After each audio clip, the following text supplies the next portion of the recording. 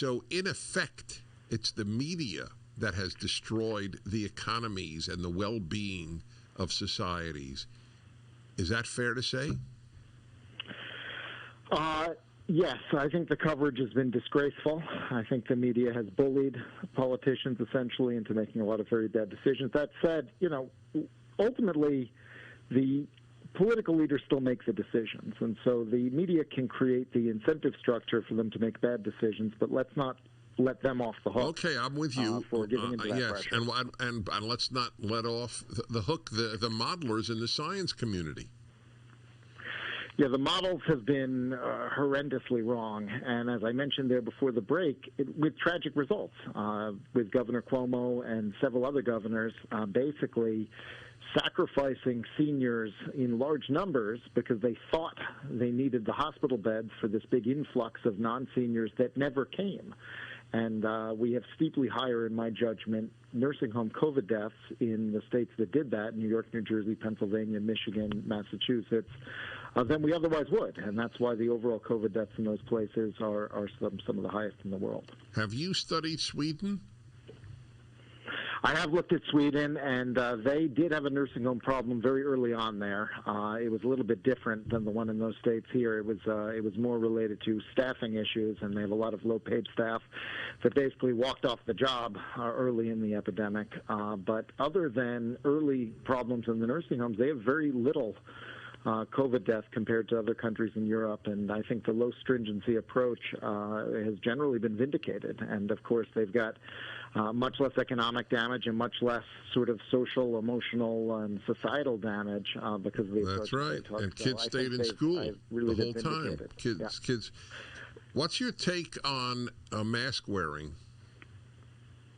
I think there is very little evidence that there's any benefit from it. And, if it were, it's interesting because you look at sort of the CDC studies that they've put out, and they claim a very small benefit. And yet it gets sort of distorted through this media lens and into sort of peer pressure to be this sort of, massive high-impact thing that can stop the virus cold. And if that were true, we would not have had anywhere near the results that we've had in places with very, very high mask compliance, and the virus just continues to spread anyway. So I think that there may be a very, very slight benefit, but it's not. You look at sort of the literature review from the World Health Organization, for instance, which has done a much better job than our own CDC, which says a lot because the World Health Organization is not particularly competent itself, right. But they've generally done a much better job than our CDC, and they basically conclude that they have a low confidence in a small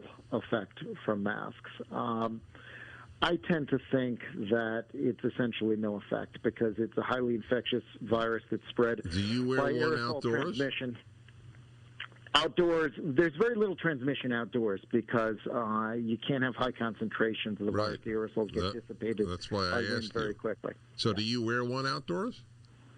I follow the local rule and custom such that I won't get ticketed and so forth. But I don't really wear it outdoors because if you read the mayor's mask order here where I live, it says, wear it outdoors if you are likely to be within 6 feet of someone for more than a fleeting time.